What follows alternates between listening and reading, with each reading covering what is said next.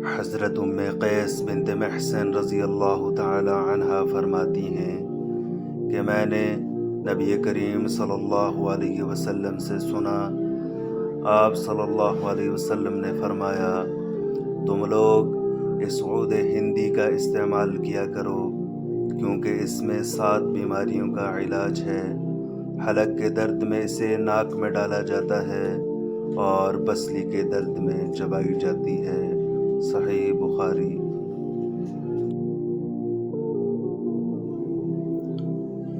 حضرت عائشہ رضی اللہ تعالی عنہا سے مروی ہے کہ انہوں نے نبی کریم صلی اللہ علیہ وسلم سے سنا کہ حضرت صلی اللہ علیہ وسلم نے فرمایا کہ یہ کلونجی ہر بیماری کی دوا ہے سوائے سام کے۔ حضرت عائشہ رضی اللہ تعالی عنہا فرماتی ہیں کہ میں نے عرض کیا، یا رسول اللہ، سام کیا ہے؟ آپ صلی اللہ علیہ وسلم نے فرمایا کہ موت۔ صحیح بخاری۔